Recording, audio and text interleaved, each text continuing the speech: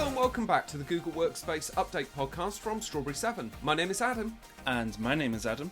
We're here every week to bring you all of the latest updates happening in the world of Google Workspace. This podcast is available in audio format from your regular podcast provider and also in video format on our YouTube channel, youtube.com/Strawberry7. Coming up on the show today. We've only got 2 updates for you today after Christmas, so those are updates to Google Chrome and Google Meet. And just on a side note, Happy Christmas to everybody, hope you had a wonderful time, and also Happy New Year to you all as well, all our lovely listeners. As always, there is a link in the podcast or video description to the document that we read from. This document contains some more detailed information, relevant links, some pretty pictures, and even some moving graphics showing you these features in action. So, let's get to it. On with the show. Right, so first up, for the very first update of 2024, we have an update to Google Chrome. So there's now updates for managed iOS devices with the release of Chrome 120. Is it 120? Is it 120? However, I'm not sure of the correct way of pronouncing that, but there is an update to Google Chrome 120, 120. So in the coming weeks, Google will be introducing several improvements to Chrome on iOS that will help admins more seamlessly apply policies and preferences across their users' managed devices. This launch will align with a planned release of Google Chrome 120, 120. Specifically, these improvements are cross-device policy application, so whether it's a company-owned or personal device, Chrome user policies can be applied when a user signs in to the Chrome browser with their managed account. So this ensures a consistent and secure browsing experience across all devices. Also, management notice for end users. Managed end users will begin seeing a management notice informing them that their organisation manages the account they are signed into. This transparency not only fosters trust, but also keeps users informed about the security measures in place to protect their data. And finally, admin console integration. So admins can easily activate this functionality through the admin console under the Chrome on iOS browser settings.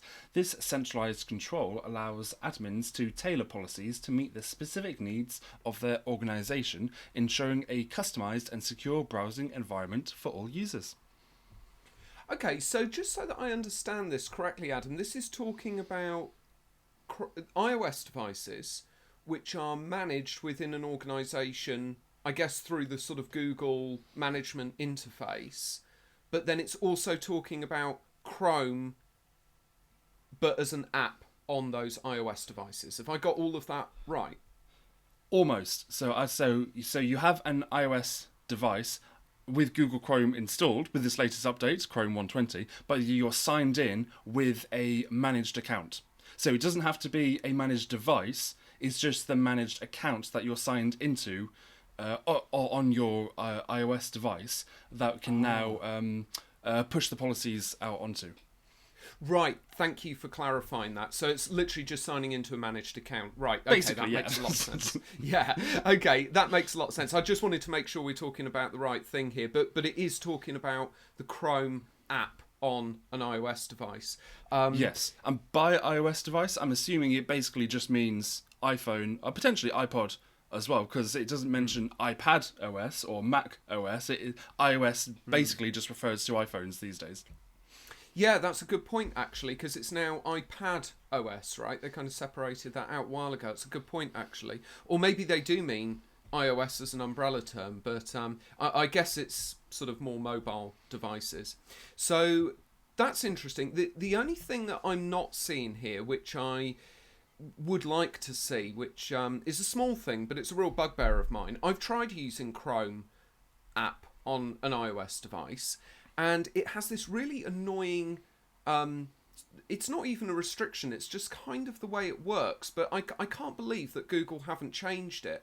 And I don't know if you've found it, if you've tried to use the Chrome app at all on your iPhone, but when you sign in to the Chrome app, you can sign into multiple accounts, just like you can on, a desktop and have multiple profiles within Chrome. But it's so hard to switch between them. You can't just click on your icon and like switch to an account.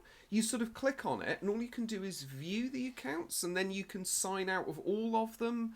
It's really weird. It's a really weird way it works. I would say I haven't actually tried switching accounts. So generally, I've just made the decision for my personal browsing. I'm just using Safari on my phone. But then, if I do need to do work browsing, then I would be signed in with my work Google account on my phone. But I've not actually tried swapping between Google accounts on my phone. I must say I don't love Google Chrome on my iPhone, so I tend not to use it. Actually, love it on desktop, great on desktop, but on my phone I don't actually love it, so I actually tend not to use it.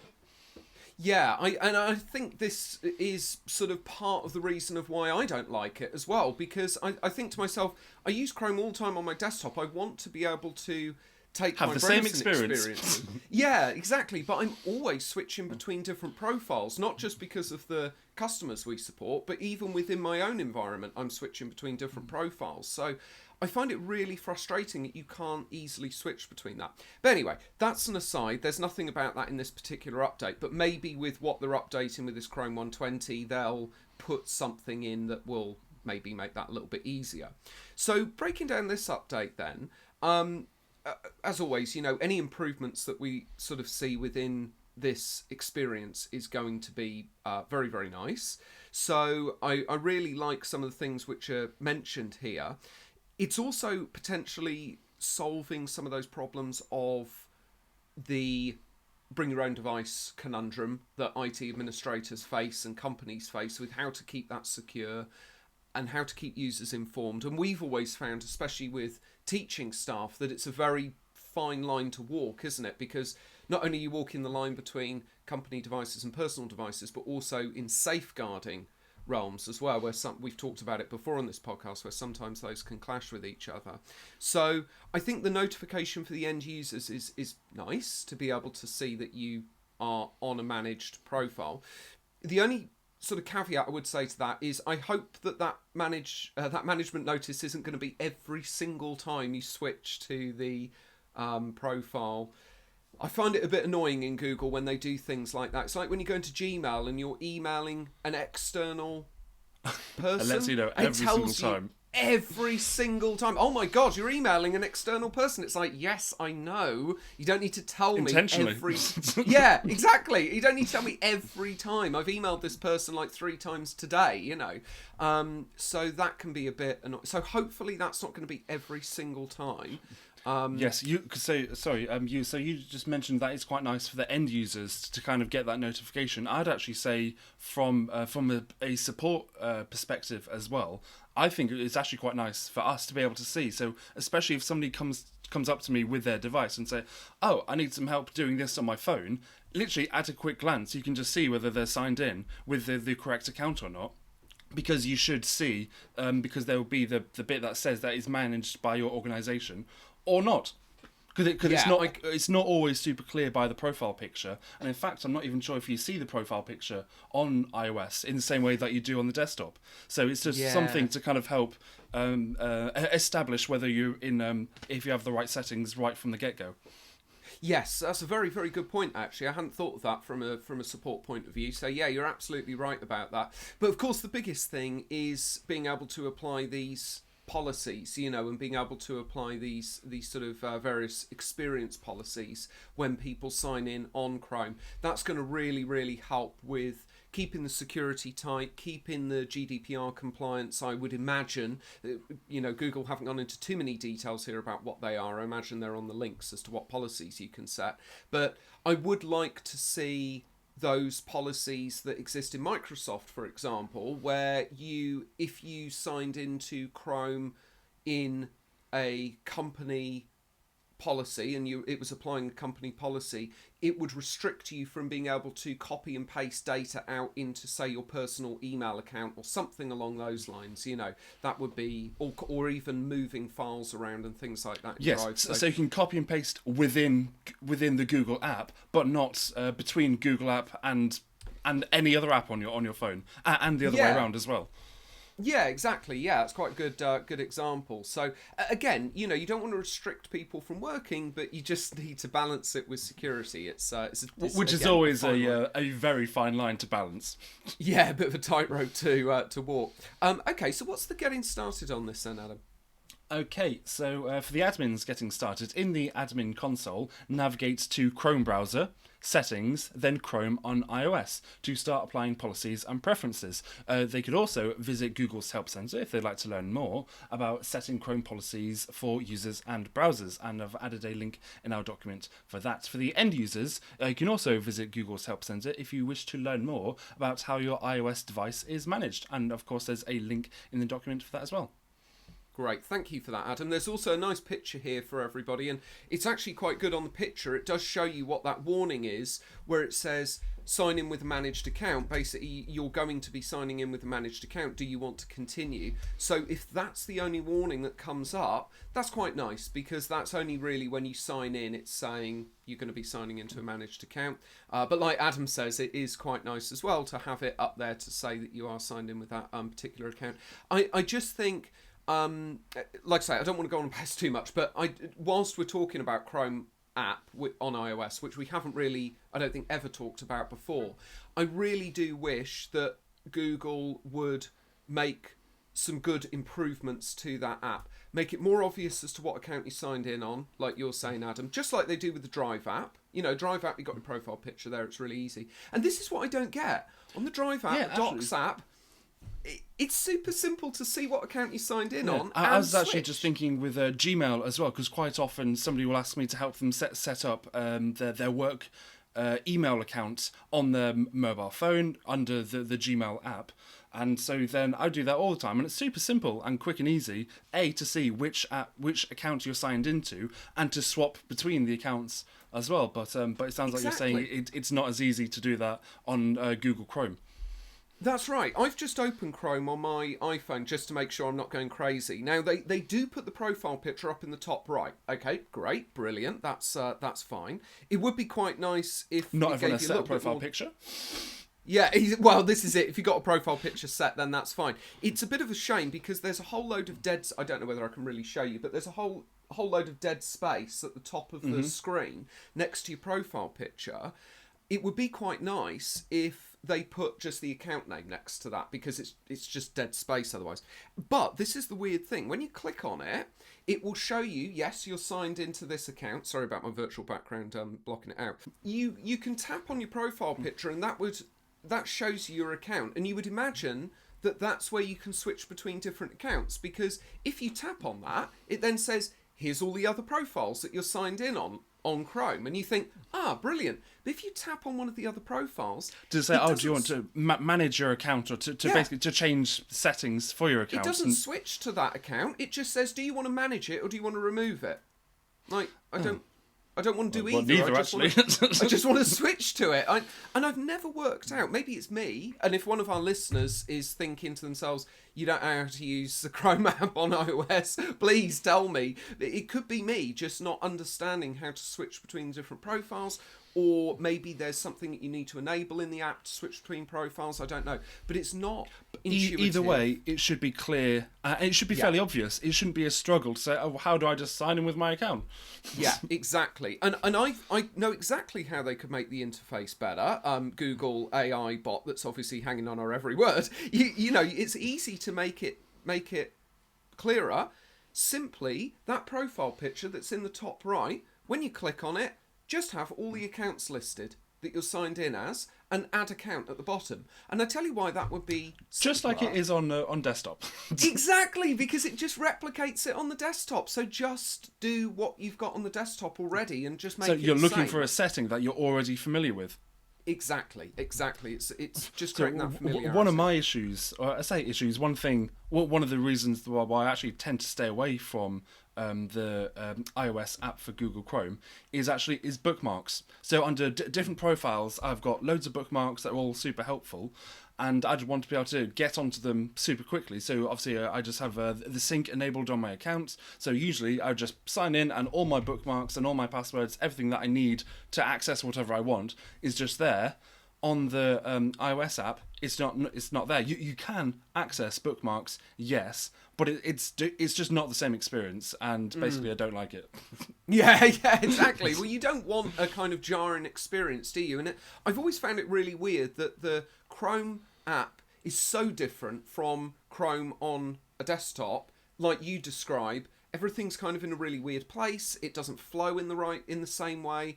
I've just always found that very strange myself. But maybe that's just in iOS. Maybe people who are on Android are thinking to themselves, I don't know what they're talking about because it's very similar on Android. Maybe this is just an iOS experience. But anyway, I can talk about Chrome OS all day.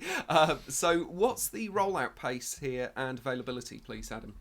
Okay, so rollout. So for the end user notifications, a rapid and scheduled release, there is an extended rollout for this, so potentially longer than 15 days. Which began on January the 3rd. For the admin console integration, rapid and scheduled release, there's a gradual rollout, which is beginning on January 24th, so that one's at the end of the month. And this update is going to be available to all Chrome browser cloud management and Google Workspace customers. Oh, cool. So pretty much across to everybody then. That's great to hear. What have we got next, please, Adam?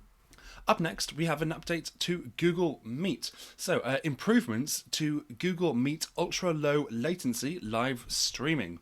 Last year, Google announced a new ultra-low latency viewing experience for video meetings that are streamed within an organisation.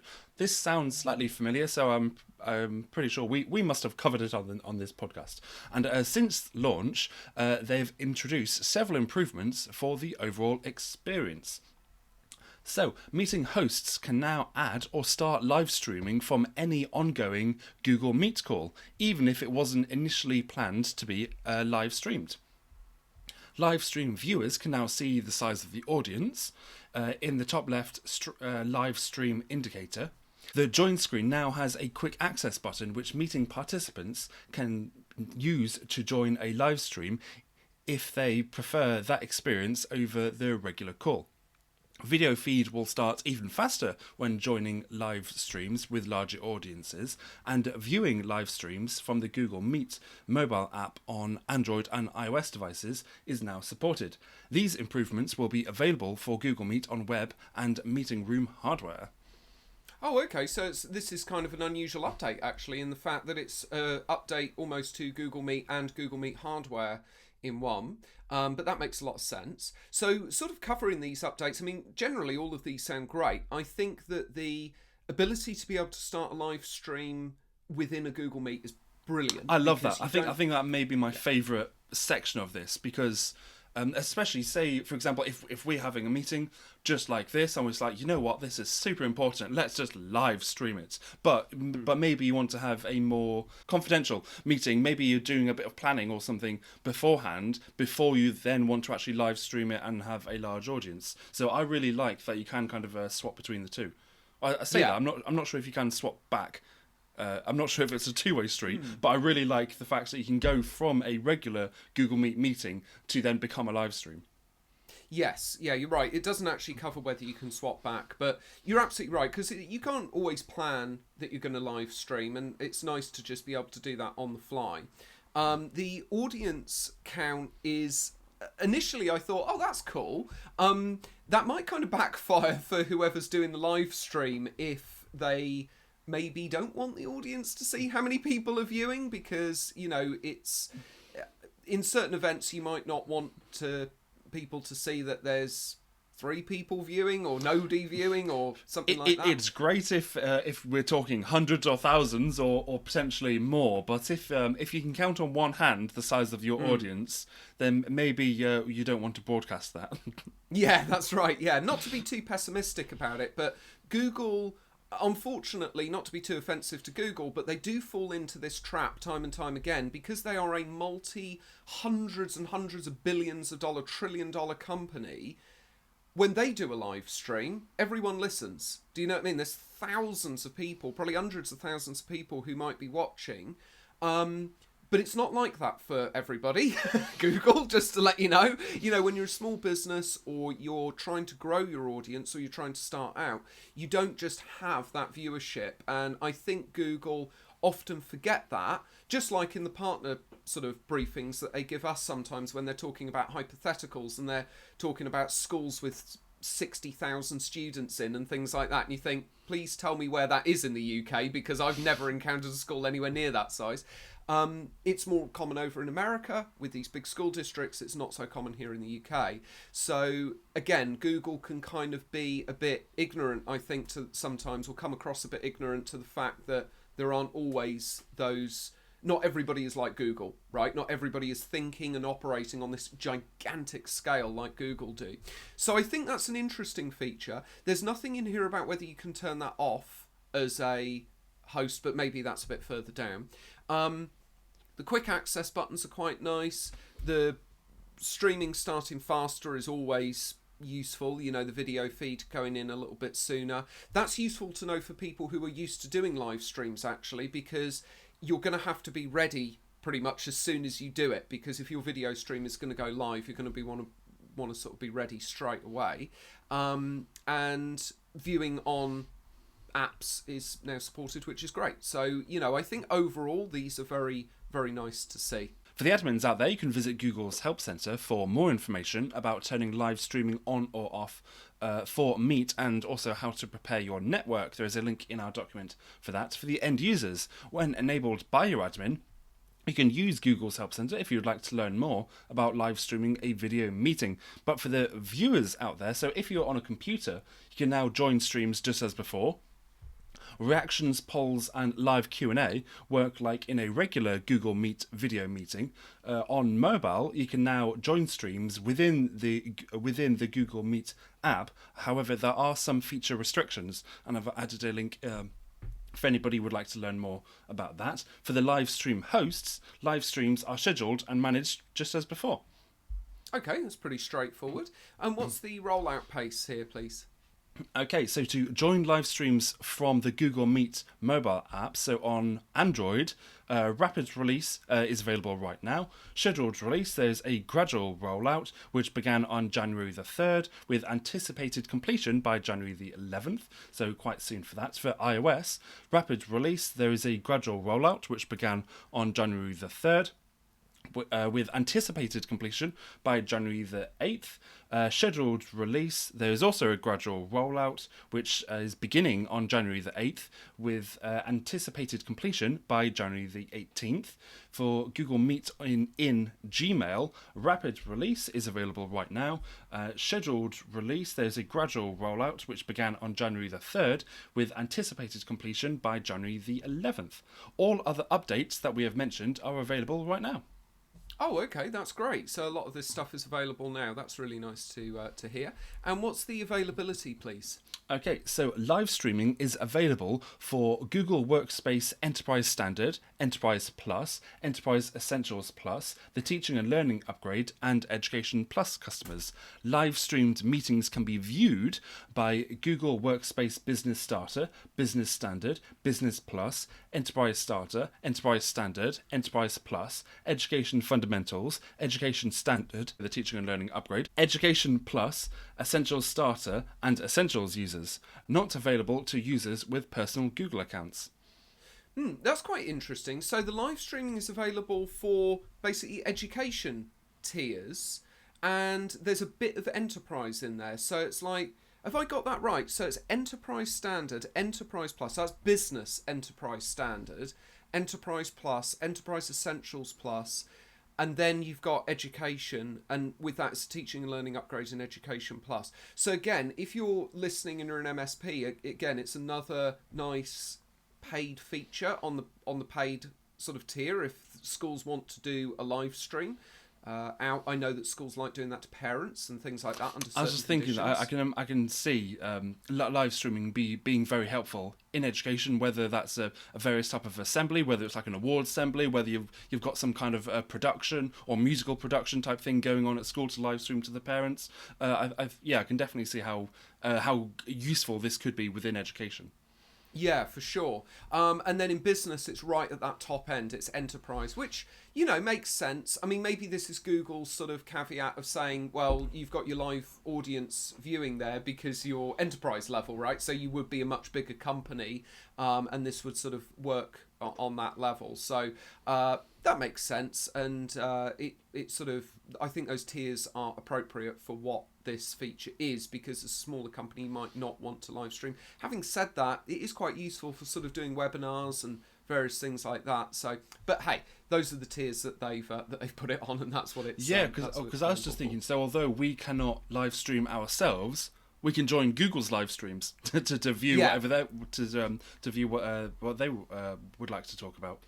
Yeah, absolutely, and that makes a lot of sense that it's more open for people to be able to view. So yeah, lovely. Thank you very much, Adam. And that's it, everybody. That's everything that's happening in the world of Google Workspace. Remember that this podcast is available in audio format from wherever you cast your pods, and also in video format on our YouTube channel, youtube.com/Strawberry7. Thank you very much for joining us this week.